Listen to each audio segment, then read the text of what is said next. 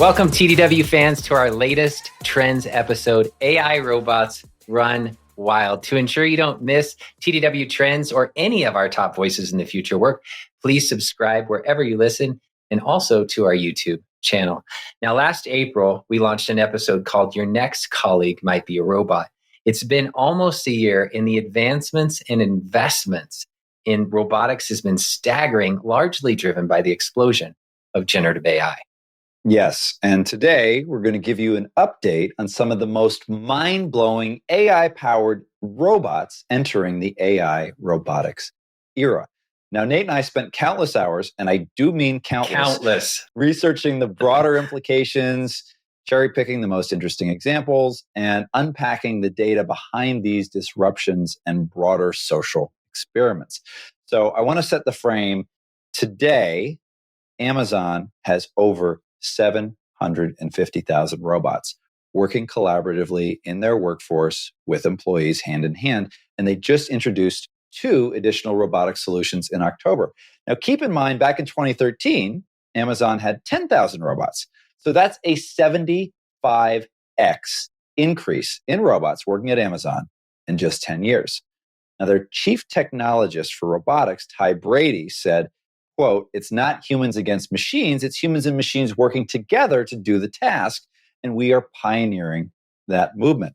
Now, let's take a snapshot of where this market is. So the global artificial intelligence robots market was valued at $13 billion this year in 2023 and projected to reach $78 billion by 2030, growing at a compound annual growth rate of 29.2%.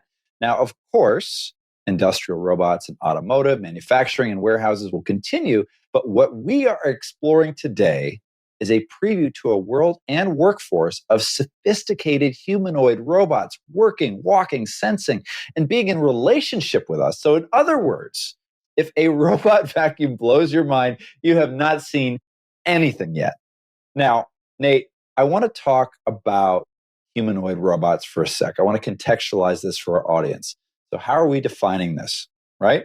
So a humanoid robot resembles the human body, head, torso, arms, hands, legs, feet, and it's designed to interact with us in our environment and to function in a safe, friendly way so we won't think it's the Terminator and freak out.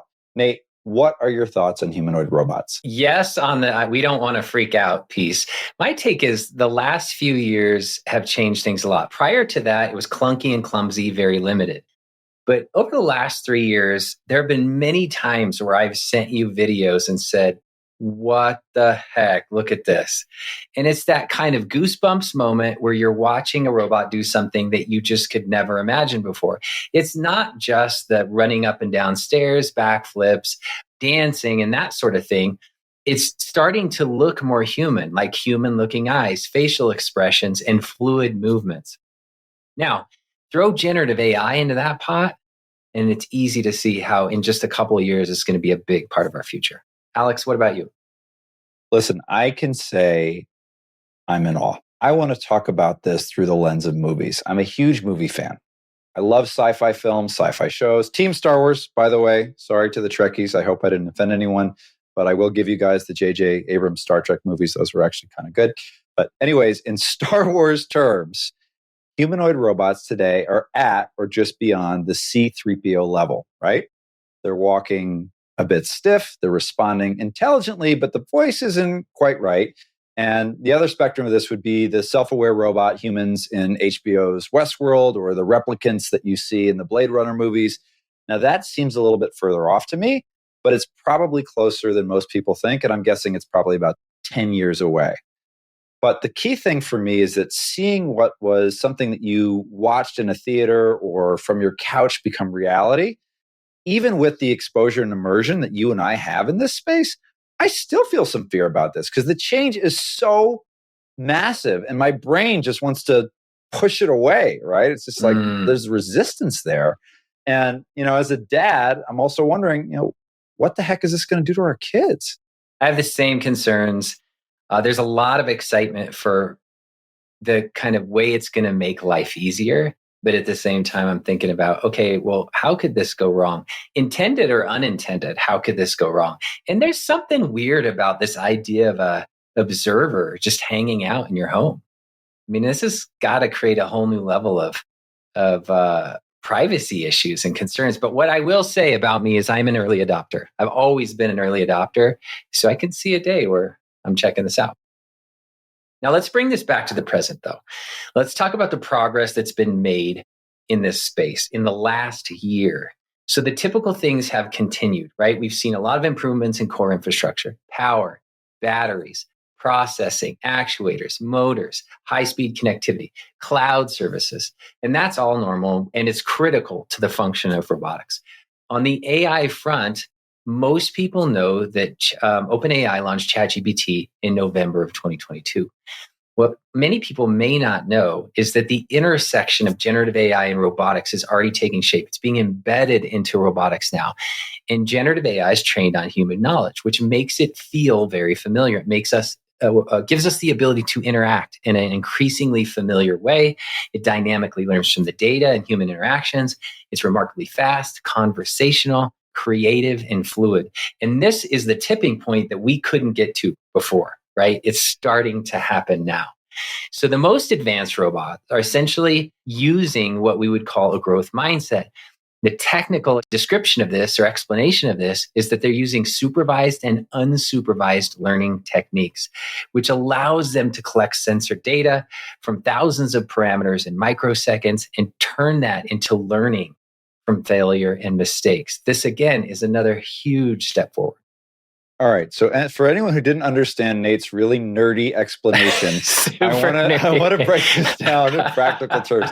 What does this mean in simple language? It means a robot can now watch a human being and learn and mimic activities that the human is doing. Something like holding and delivering something fragile, opening a bottle, flipping a pancake. Okay. And we do have to give a nerdy big TDW shout out to Laurel Pinto, who is the computer science researcher at NYU, has been leading some of the most innovative breakthroughs in teaching robots to learn more like we do. Laurel, thank you. And amazing work. So anyway, who's leading the way, right? That's what everybody wants to know. Who's leading the way? Who's at the forefront? So based on our research and what we've seen, Ameca, designed by Engineered Arts, is the most advanced humanoid robot in the world and the platform to beat for the next generation of robot-human interaction. And they've designed this genderless humanoid robot, but the voice actually is pretty distinctly female. And I think the gray face was smart. It's smart because it doesn't have to look like any race or color. It's just neutral as part of that neutral gender. Super smart, super smart. Now, Ameca is AI enabled. That includes generative AI. So this means it's trained on human knowledge and it generates content dynamically. So it can answer complex questions like, what will life look like on Earth 100 years from now? Which is actually a question that Ameca was asked and did answer. But what makes Ameca different in perhaps the most critical way is this intense focus on human-like facial expressions. Fluid body movement, conversational interactions. I'm talking about blinking and winking, human-looking eyes, eye tracking, furrowed eyebrows, shoulder shrugs, head nods, lip movements, smiles with teeth, high cheekbones, vocal intonation. Right? The head roll, Alex. There's a video of Ameca where she rolls her eyes while she's tilting her head back. I'm talking like it's a woman. It looked really natural and real. So we've watched a lot of Ameca footage and interviews, right? But what stopped me in my tracks was a video, and this is where Ameca sees its reflection for the very first time. And I think everyone has to go watch this. We're going to put the video link in the show notes because it's hard to do this justice, but you're watching Ameca see itself for the first time. And there's an expression of awe. And I want to be really careful here, but there was a level of humanness and self-awareness that was uncanny. Surprise, amazement, delight, and dare I say, even a little bit of horror in observing its reflection. This full spectrum of what most of us would consider believable human emotion in a way that we as humans understand emotion and expression. And this is all in about 10 seconds. I will never forget it as long as I live. It was crazy.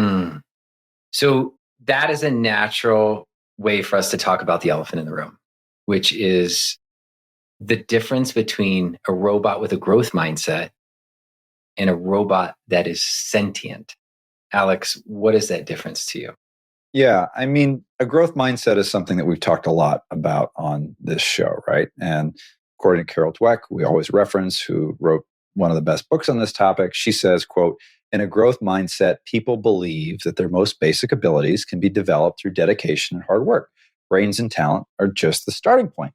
So what does that mean in more practical terms? That people with a growth mindset aren't afraid to try regardless of mistake or failure. And that's how we've overcome challenges, learned, and advanced as a society again and again and again. So what we're saying is that the more advanced AI-powered robots are now adopting this way of learning.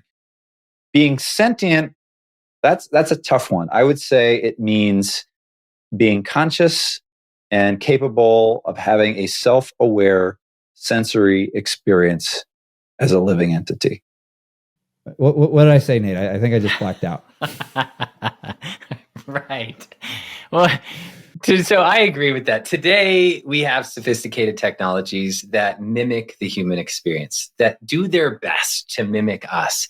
And as we get better, it feels shockingly close to being human, but it's not. It's not sentient, right? And all you have to do is watch any of these videos, and you can see moments where you're like, yeah, that's not, it's not there yet. But this training will continue. So let's ask the next big question of, will there be a day where advanced technologies become sentient? And there's a lot of conversation about this happening in the media. I think that AI is going to keep getting better. It becomes so familiar that it becomes part of a new way of being. I think this will make certain aspects of the workplace unrecognizable to the way that it used to be for previous generations. I think it's going to change that much, where someone from a previous generation, if they could just walk into the workplace, would be like, whoa, I don't even understand what's happening here.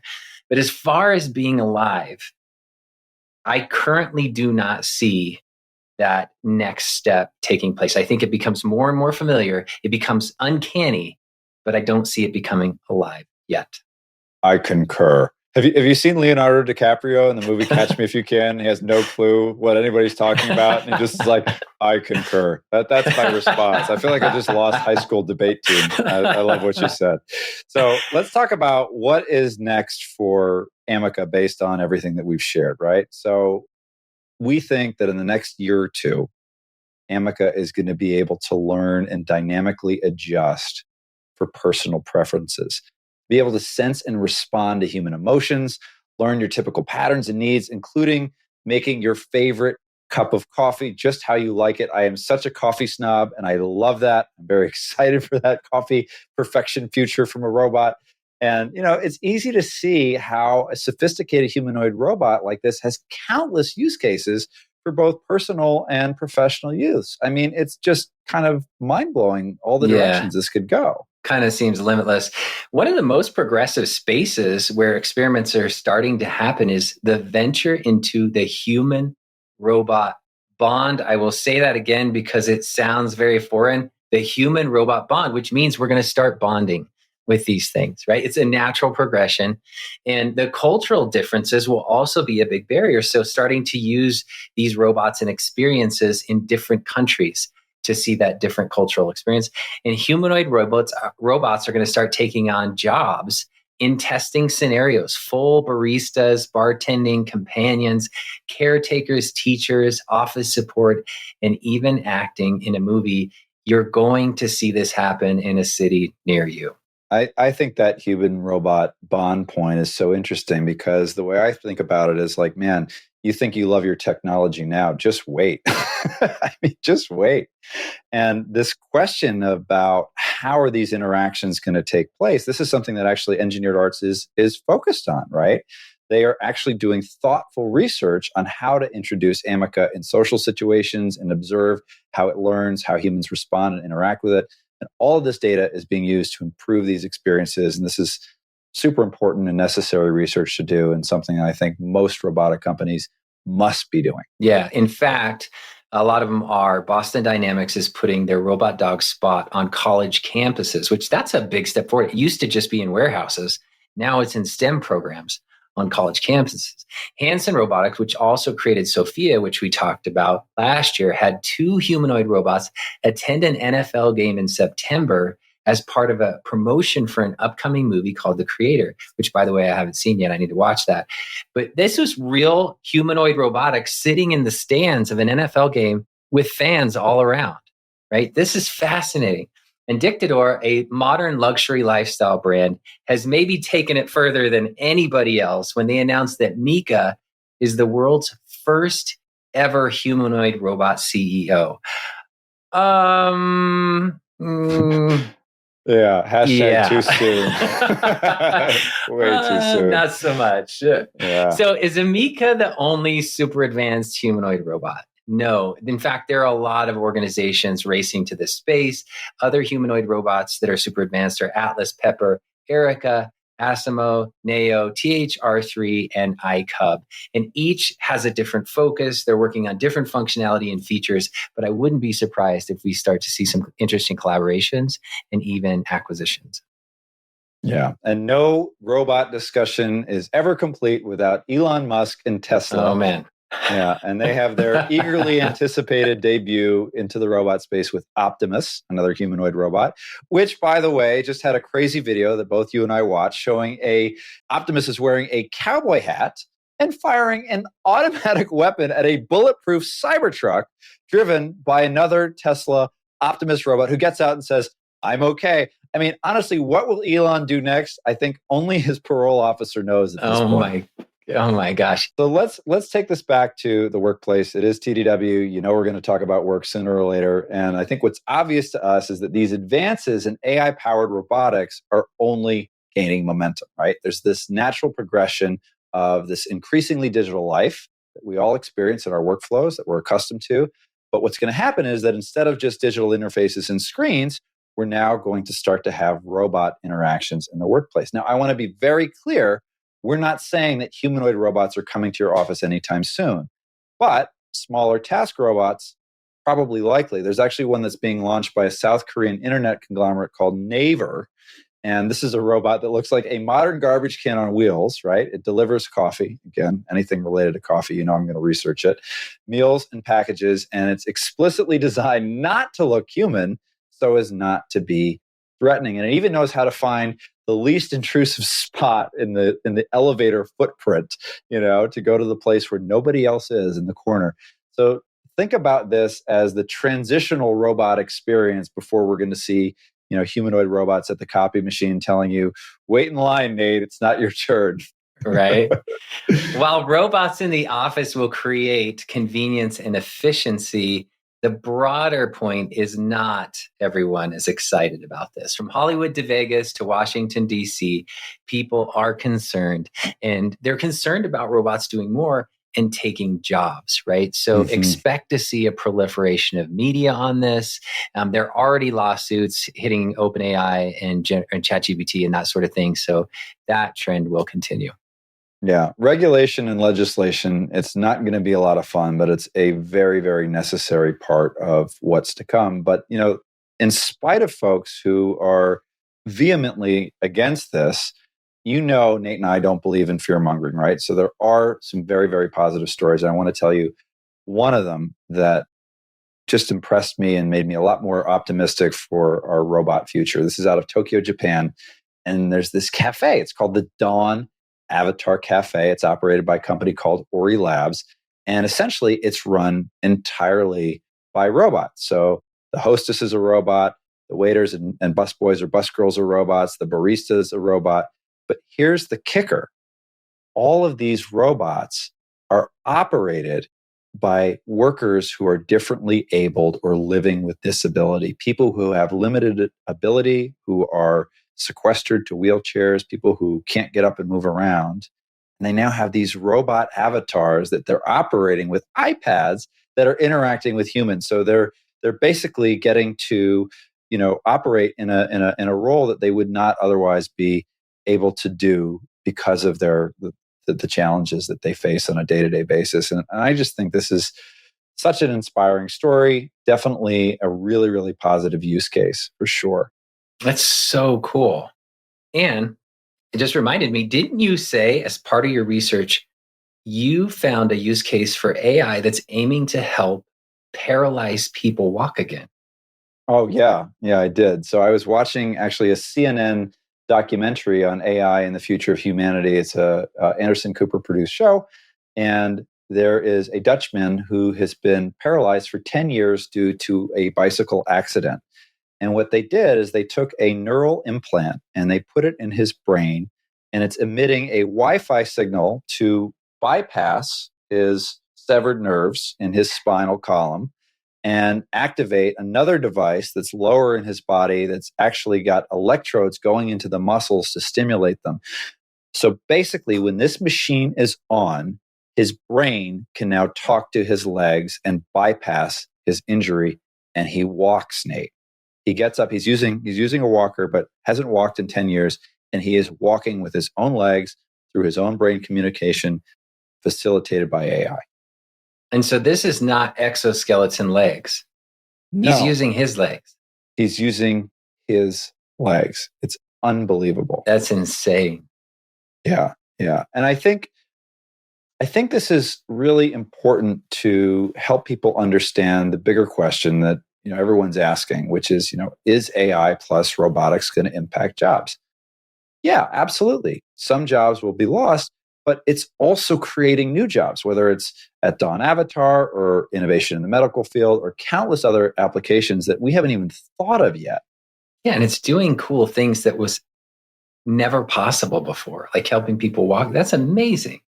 So it's taking jobs, it's creating jobs. How should organizations think about the evolution of robots in the workforce? Well, the trend of technology doing more of the mundane, the consistent, right? This is only going to continue. So that from here forward, that is going to continue. But the interesting caveat and disclaimer is, as tech gets better, it will start doing more complex tasks and jobs. So expect that to elevate over time. Leaders in HR teams must start thinking about a human plus robot workforce. Think of it as tech as a teammate, tech as a co-pilot, right? This helps with the shortages.